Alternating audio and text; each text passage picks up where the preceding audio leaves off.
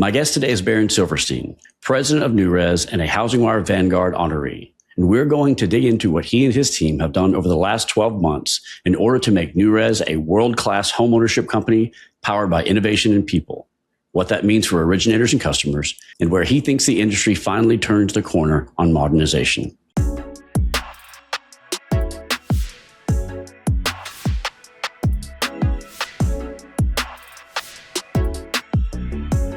Baron, thank you for joining me. Yeah, thanks for having me, Zeb. It's a pleasure being here. Thank you. So I know that we've never met, and this is my first time speaking to you on Powerhouse, but you have been a guest on Powerhouse before. I think you were here last year or a year or so ago with Diego. Is that correct? Yeah, I think it was probably 2 years ago. Okay. Yeah. Okay. Well, I wanted to have you on and to talk to you about I just put out a podcast about the innovation era in the industry. And I know that you guys are heavily focused in innovation and forward-thinking company. And I wanted to talk to you about some of the things that you guys have been doing over the last, 12, 16, 18 months. And one of the things that I found interesting is that you are describing, or you have described Newrez as a world-class home ownership company. I'm going to get this language exactly right. World-class home ownership company powered by innovation and people. And so I'm curious, or I wanted to start this conversation asking you, whenever you look back over the last, 12 to 18 months, can you cite or can you recall 2 to 3, moves or decisions that in your mind have really made the most impact?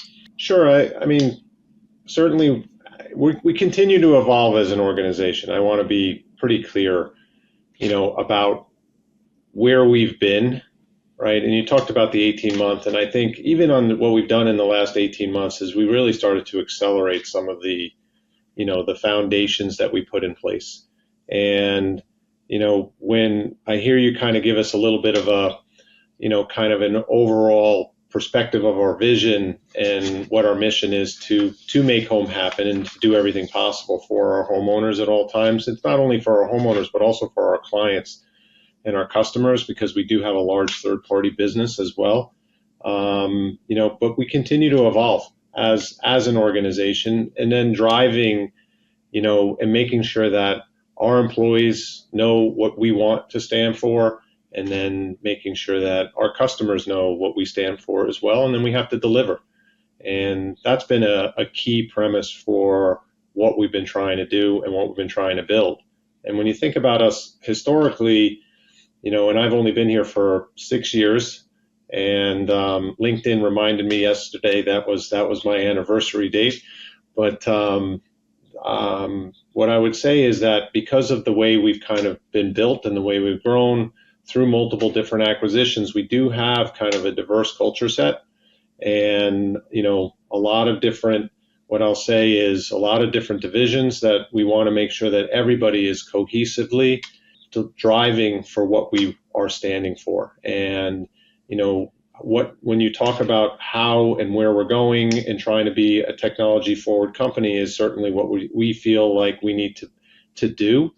And a lot of that has to do with who our customer set is, right? How do they want to be connected to in their home buying journey or their home ownership journey?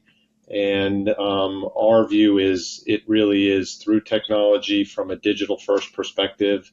We need to make sure that we're personalizing with our customers and communicating the way that they want to be communicated. And that's where we put our time and effort in driving that, those initiatives throughout our company. And we've really, I would say, accelerated that over the last 18 months. Congratulations, by the way, on the 6-year anniversary. Thank you. I was stalking you a bit on LinkedIn leading up to this conversation because I wanted to see what you'd been up to lately. And I saw maybe about a month ago, you were in Cabo for the President's Club. Yep. And I was curious. I know that I've been on a couple of those trips. And so it's not kind of fluctuates back and forth between being, talking shop with originators and then just talking live with with your partners, right? But I was curious to know or get your feedback on what your originators are telling you about the market today, and also curious to know how you think of that whenever how that informs like a feedback loop for you whenever you're shaping out your roadmap for the future. Yeah, I mean, look, the originators for us, our salespeople, our loan officers, our account executives, right? That's our front door to all of our clients, whether it's on the origination side or even on the servicing side. So the feedback loop for me is, if not daily, it is definitively on a weekly perspective, listening to what they have to say, right? If we're missing something on the pricing side, if we're missing something on the product side, right? Or is there a technology that they feel that they need? That's critical to, them excelling in their job every single day, right? As basically one of our mouthpieces to our customers.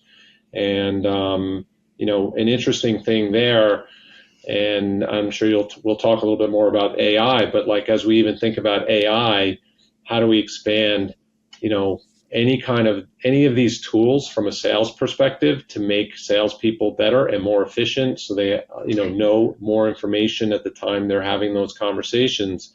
And that's been a key focus for us as well, is trying to make sure that we expand our tool set on the sales side. And we've expanded that into kind of sales product expertise. Interestingly enough, we have a salesperson in our organization who is just very much AI forward in how they think about running their day-to-day business, and we've incorporated them as part of our product teams just to kind of drive many of the initiatives that we're trying to build out. Yeah, and I want to take a deeper dive into AI with you in a second. But before we get into AI specifically, because I think you guys are doing some really, really interesting things there, I'm curious to know, you've been awarded or named HousingWire Vanguard, and that recognizes the executives that are shaping the future of the housing industry. And I'm curious to know if you fast forward, 5 or 10 years.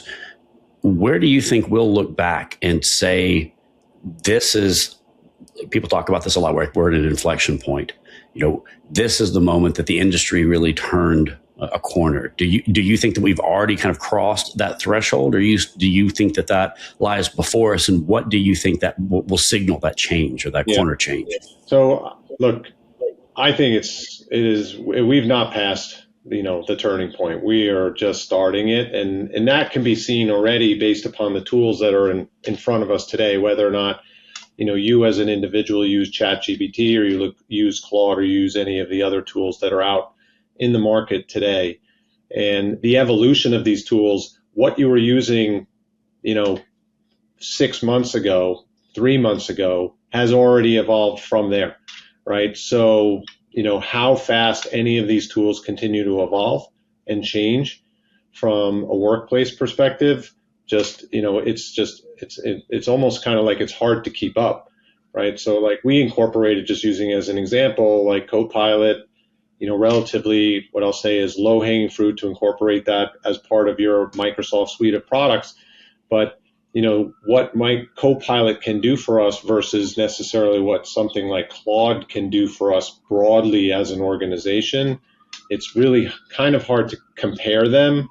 And 6 months ago, you weren't really talking about Claude and what it can do for you as an organization, and how it can basically drive a lot of the initiatives that we want to do. And I would even tell you that you can't even just use one of those tools. You have to actually have familiarity with each of those tools to try to be impactful and effective. So, I would say that this is the beginning of this journey. I will tell you broadly from my seat, this is likely going to be and will be and change the industry very much as to where we're otherwise headed. So any companies that are not necessarily down the path and evaluating different initiatives that they want to, take within their organization, however they choose to kind of attach to it, but it needs to be evaluated. It is going to change what we do and how we do things.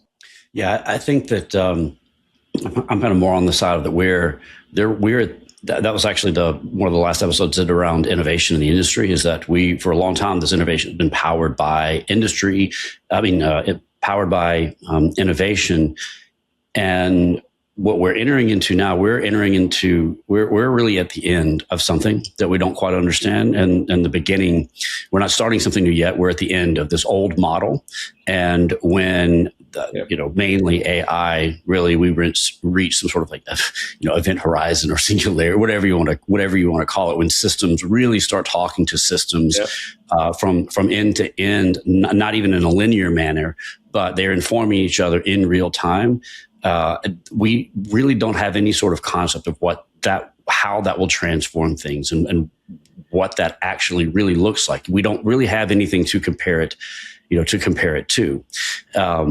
But we're definitely, making strides in that direction. It's actually what I wanted to talk to you about, which I found really interesting, was your investment in Home Vision, right? Which is this AI powered mortgage underwriting platform that goes beyond income or beyond collateral, goes into income and assets and credits.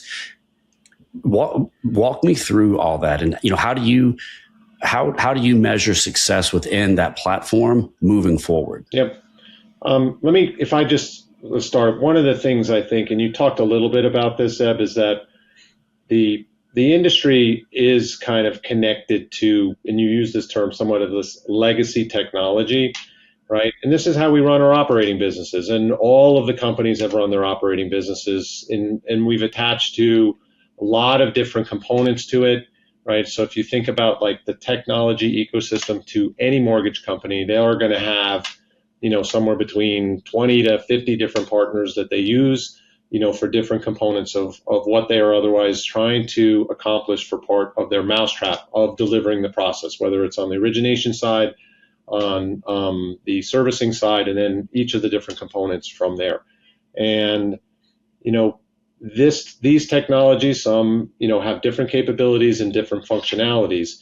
When you incorporate something like where we are from, any of these LLMs in the market, right, and what you can see AI can otherwise accomplish, right, you need to make sure that the legacy technology that you have into place is native enough that it can incorporate, right, these LLMs to try to understand how they're set up, make them as efficient as possible, and then give you that extra, what I'll call alpha, or this extra capacity and power to try to drive your efficiency and to drive your process to try to whatever it is that you're trying to accomplish. So from our perspective, we took a couple of different tacks. We sat there and said, look, we can try to build it ourselves, or we can try to partner with people that have been very successful at building out these AI native tools. So you asked about Home Vision in particular, right?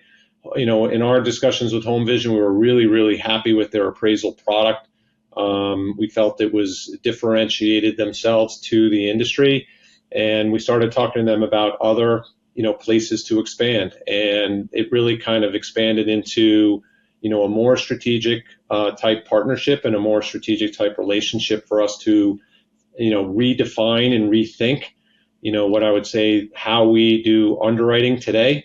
And we're doing it in kind of multiple different steps with modules, right, and looking at income and then assets and then moving downstream, and then basically thinking about it from an efficiency perspective, so we can really kind of elevate the customer experience and timelines that it takes to basically deliver approvals for them, and obviously try to make sure that we can deliver as seamless of an experience to our homeowners in a very, very quick manner. So that was the partnership.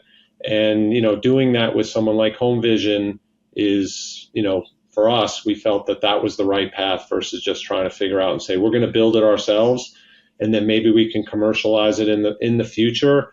And our thought was, let's partner with somebody that was really kind of AI forward. And they had a successful track record already with their appraisal product. So it was really we felt a really good partnership between both companies.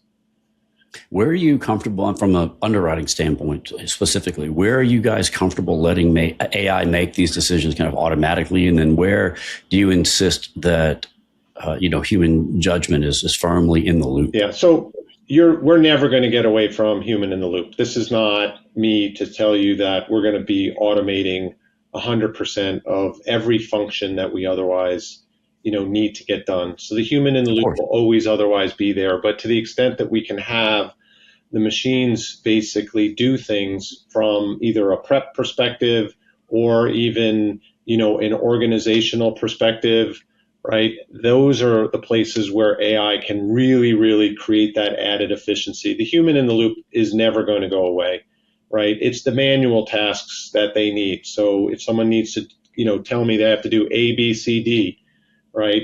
But ABC is not the decision. ABC is I have to organize it in this manner. And instead, I can just deliver an underwriter and just say, here's D. This has been validated. And then this is the visualization. And these are the gaps. And then the human in the loop can basically make the determination as to what needs to be followed up, what additional information. But you're delivering it to them. That speeds up a lot of the process. Now, some of it you can do, much, much faster to the extent that the consumer is willing to basically go through some of the other automated engines that are out in the marketplace today. So it's not like you're going to completely remove some of these other tools that we have. It's just that we're going to amplify along with those tools to continue to try to deliver a better experience. And that's what it is. The human is always going to be there.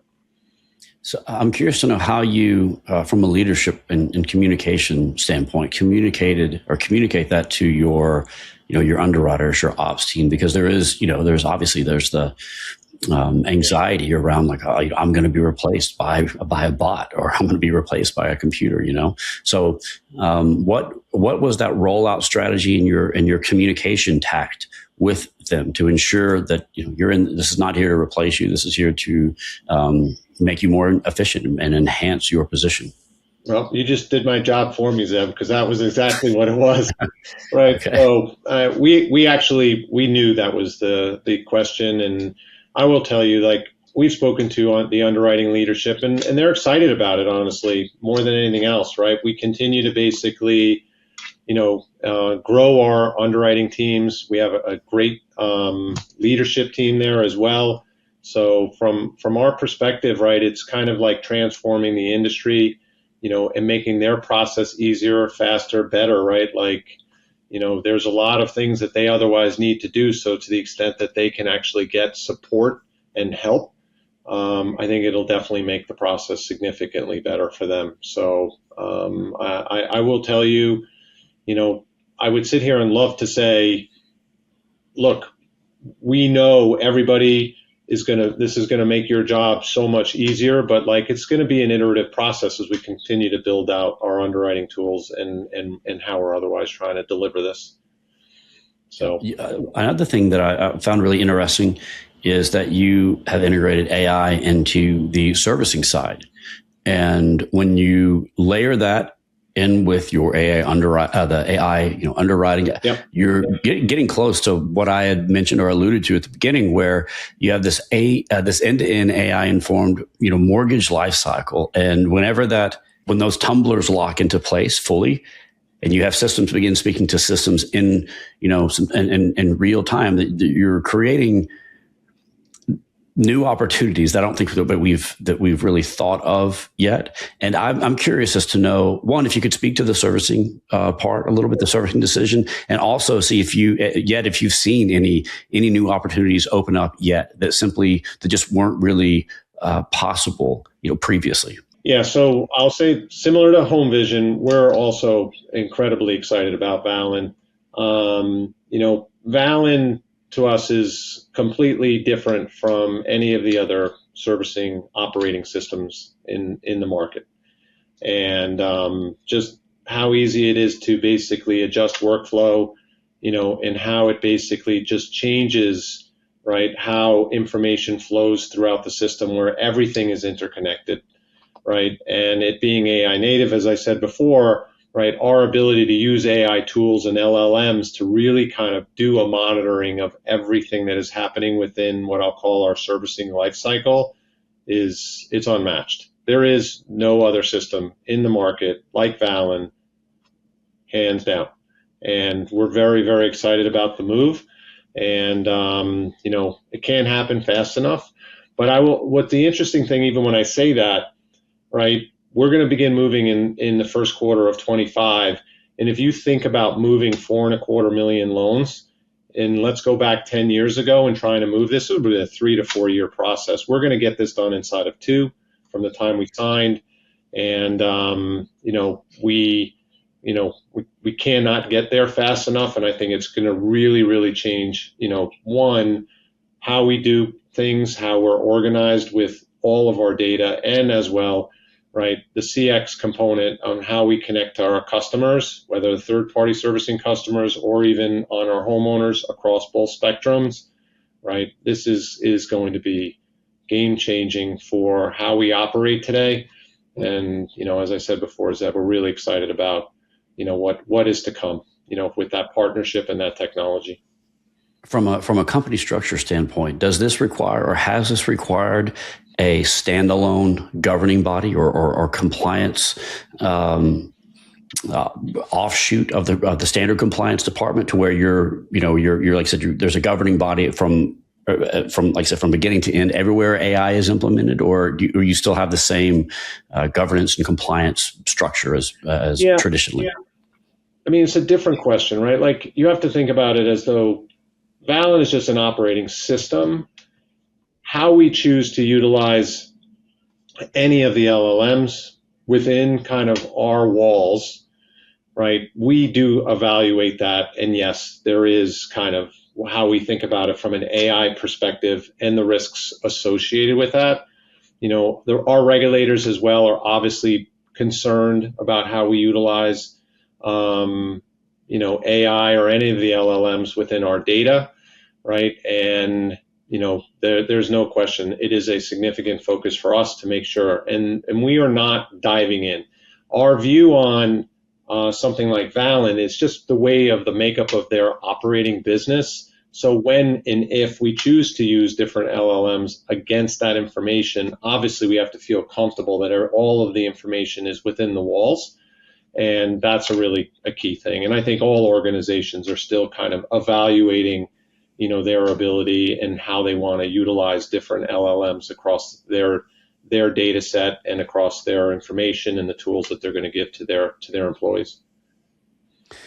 Let's shift to crypto for a second. And I know that you may have been Newrez may have been the first, but I know that you were definitely one of the first major lenders to recognize crypto in the mortgage qualification process. So I'm curious to know what conversations or debates were like leading up to that decision, and then what tipped you or however many people that had to get on board with it from, this is an interesting idea to, we're actually going to do this. Yeah, the tipping was really simple, right?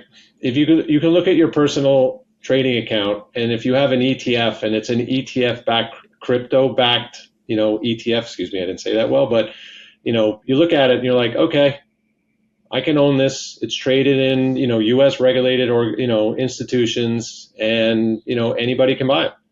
Right. So, and if you look at the GSE guidelines, there are haircuts associated with ETFs, and this one just happens to be crypto, right? And you can't actually have it to be a mortgage qualification. So intuitively, to me, it was very straightforward, that this doesn't make a lot of sense as to why you get no credit and you have to sell your crypto assets. Now, can I ask real quick? It's not exclusive to, because a lot of times when people think crypto, like Bitcoin and crypto, to a lot of people are interchangeable. There's many different cryptos. So basically, I was just saying kind of like how I thought about it, right?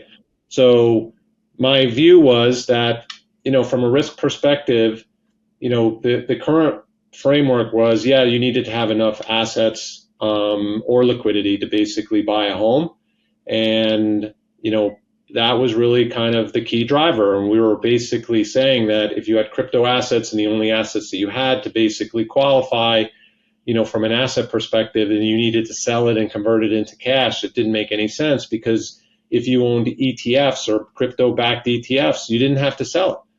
So it was really as simple as that was really the driver. Then it really kind of came down to the real questions as to what you just asked, Zeb, as to, all right, well, how do you otherwise want to define, qualified custodians or qualified types of, assets that we're otherwise going to accept as part of the, this process. And we did diligence around our views as to how we would basically approve custodians and what type of assets that we otherwise wanted to, basically accept, right? Whether they're stable coins, whether they're Bitcoins or something like that. And then we do have a framework for how we were basically, providing that, those standards and those guidelines. And how do you guys account for the volatility for any crypto? Bitcoin is obviously the most stable, but there's volatility there. And then it falls down to Ethereum and ERP, or I can't remember all of them. But how do you guys account for volatility, and what kind of like threshold do you guys have? So, look, as part of the analysis,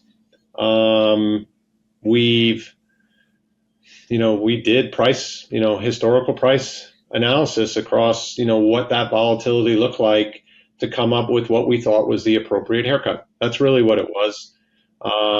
Again, as I said before, right, you could own gold futures, you could own any kind of futures contract and in your personal account and gotten credit for it, right, based upon GSE guidelines.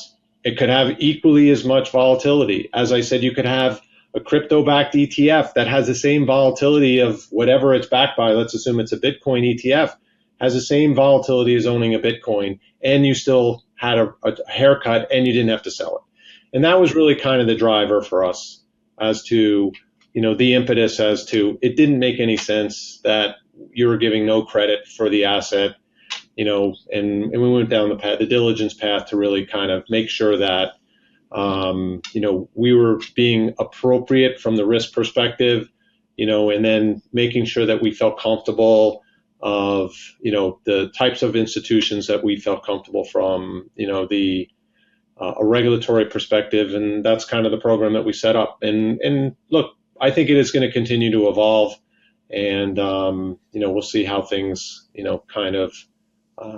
if they continue to expand. Whenever you look at looking forward, this investment that you've made in this sort of innovation, from AI partnerships and the crypto, and where do you think in the industry right now, or where do you think people in the industry or the industry itself is still under investing? I mean, definitively, I don't think people know yet how to utilize AI. I will tell you that. I also think the industry is changing, and it always does. So, and we all of us in my seat or otherwise understand, the risks and the volatility in the mortgage business, right? And the key thing is, and the common thread for all of us is that, our customer service and the experience that customers have with you is key to our success. And that is really critical. So, that to me, it's not just about, when I think about who we are as an organization, especially given the size of our servicing portfolio, for us, I spend 90 days to close a loan, right? But I now have the borrower for 30 years. Now, so I have to think about, where I want to make sure that, we are staying connected to that customer. And, you talked about salespeople in the President's Club. Our sales team's doing a great job with our clients and our homeowners. They do, and they always have. And I know they're going to continue, and it's more about, making sure that they have the right tools in front of them. And then we have to make sure that the back end, right, the servicing side, is they have the same tools. And then we treat the homeowners the same way. And, we call it our homeownership experience, our HX for us. And, us continuing to deliver that is critical to our success. And I think that's, kind of where we're going to spend our dollars and how we think about our business and our platform. Well, Baron, thank you so much for joining me. I really appreciate you taking the time, and it was a pleasure speaking with you. Zeb, thanks for having me on. Appreciate it. And looking forward to continuing dialogue in the future. Yes, sir. Me as well.